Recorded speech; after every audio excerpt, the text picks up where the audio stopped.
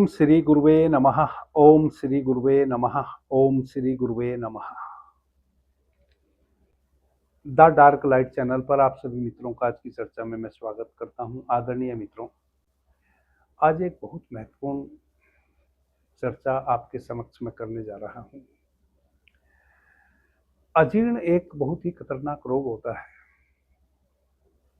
अजीर्ण का मतलब है जो भी आपने खाया उसका सही प्रकार से पचना, नहीं पचना, इनडाइजेशन। जिस व्यक्ति को भी यह रोग हो जाता है, स्त्री हो या पुरुष हो, बालक हो या वृद्ध,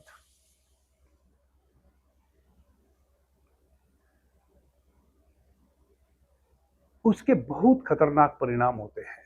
जवानी में ही यह गाल पिचक जाते हैं, जवानी में ही बूढ़े जैसा दिखने लगता है व्यक्ति। क्योंकि जो भी हम भोजन ग्रहण करते हैं उस भोजन से जो रस बनता है उस रस से ही फिर सातों धातुओं का निर्माण होता है। यदि भोजन सही प्रकार से डाइजेस्ट ही ना होवे सही समय पर, तो फिर रस भी नहीं बनेगा, क्योंकि भोजन तो सड़ा। अगर डाइजेस्ट नहीं हुआ सही समय पर तो भोजन सड़ेगा। अब सड़े हुए भोजन से तो रस बनेगा नहीं, बनेगा भी तो सड़ा हुआ बनेगा। उससे जो धातुएं बनेंगी वह भी विषाक्त बनेंगी या फिर बनेंगी ही नहीं। जिस कारण से जवानी में ही चाहे स्त्री हो या पुरुष, व्यक्ति बूढ़े जैसा दिखने लगता है। यह बहुत खतरनाक रोग है। इस रोग की बहुत सी औषधियां हैं। हमारा दूसरा चैनल है द योगा सिटी, उस पर मैंने अजीर्ण रोग की बहुत औषधि बताई है। परंतु कई बार वैसा होता है कि कोई भी अजीर्ण रोग को दूर करने वाली औषधि किसी भी पैथी की किसी किसी व्यक्ति को कार्य नहीं करती है। चाहे वह जौन भी औषधि लेवे उसको लाभ नहीं मिलता, या शुरू में 2-4 दिन लाभ मिलता है, उसके बाद लाभ मिलना बंद हो जाता है। ऐसी अवस्था में रोगी क्या करे और इसका क्या मतलब समझे।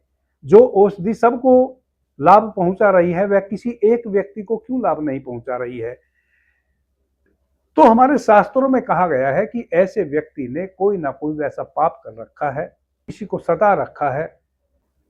कौन सा पाप? कोई ऐसा पाप कर्म कर रखा है जिसकी वजह से आपको अजीर्ण रोग हो गया है। कौन सा पाप? किसी व्यक्ति को या किसी पशु पक्षी को जब वह भोजन ग्रहण कर रहा हो उस समय आपने उसको यातना दी है, उसके भोजन ग्रहण करने में विघ्न डाला है, जिस कारण से आपको अजीर्ण की व्याधि हो गई है, जो अब किसी भी औषधि से दूर नहीं हो रही है। यूं अजीर्ण ऐसा कोई व्यक्ति पृथ्वी पर जन्म नहीं लेता है जिसको कभी ना कभी किसी समय में ना हो जाए, परंतु वह हल्की फुल्की औषधियों से या उपवास करने से ही दूर हो जाता है। कभी कोई गंभीर अवस्था हो जाती है तो थोड़ा सा महत्वपूर्ण औषधियां उसके लिए कुछ दिनों तक सेवन करनी पड़ जाती हैं तो दूर हो जाता है। यदि किसी भी औषधि से दूर ना हो, मैं तब की बात कह रहा हूं, तब इसका मतलब आपने जाने या अनजाने किसी पशु पक्षी या मनुष्य को भोजन करने के समय प्रताड़ित किया है, उसके भोजन ग्रहण करने के समय विघ्न डाला है।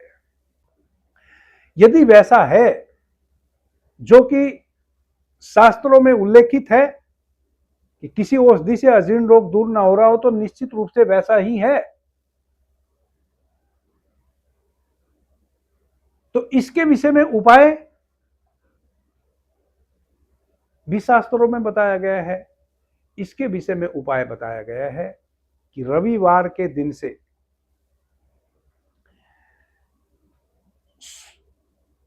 कृष्ण पक्ष की तिथियों में, एक महीने में 2 पक्ष चलते हैं।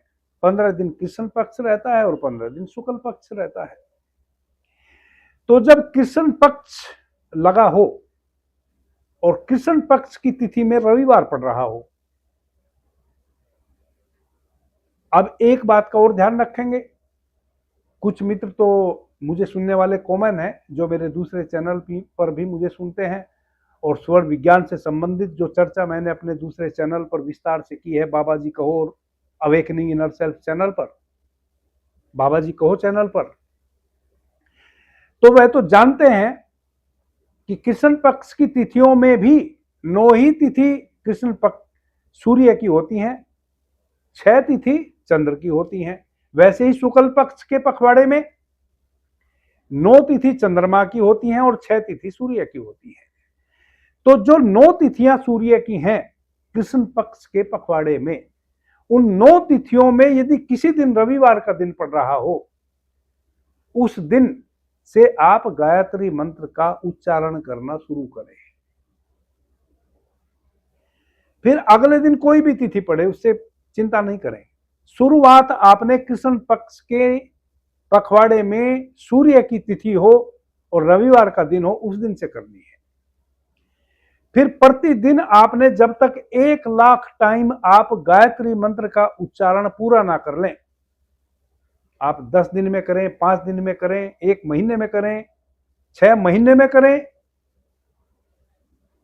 जब तक पूरा ना हो जाए तब तक कंटिन्यू कम से कम 10-20 माला प्रतिदिन करें। जब आप 1,00,000 टाइम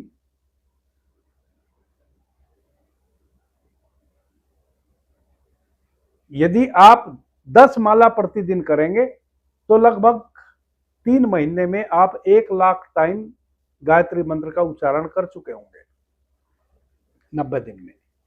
जैसे ही 1,00,000 टाइम आप गायत्री मंत्र का उच्चारण पूरा करेंगे, आप अचानक मॉर्निंग में जब जगेंगे पाएंगे कि अजीर्ण जैसी कोई समस्या आपके शरीर में रही नहीं, और यह सर्वसिद्ध है।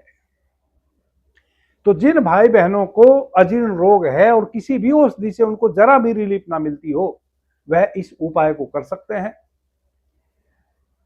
गायत्री मंत्र का उच्चारण करना वैसे भी और कई प्रकार की आपके जीवन में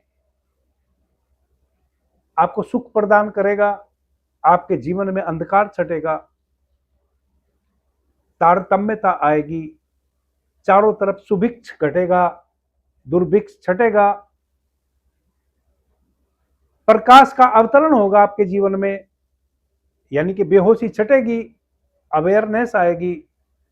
और जितना व्यक्ति अवेयर होता है उतना ही उसका आध्यात्मिक विकास भी होता है और सांसारिक विकास भी होता है।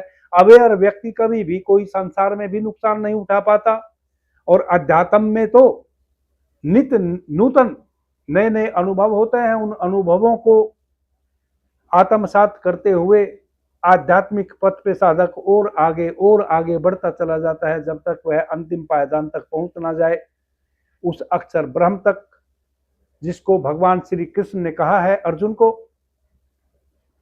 कि हे अर्जुन, जब तू आत्यांतिक अवस्था को उपलब्ध होगा अध्यात्म की, वहां ओमकार को उठते हुए पाएगा, झड़ते हुए पाएगा, ओमकार का नाद निनादित होते हुए पाएगा, वह भी मैं हूं।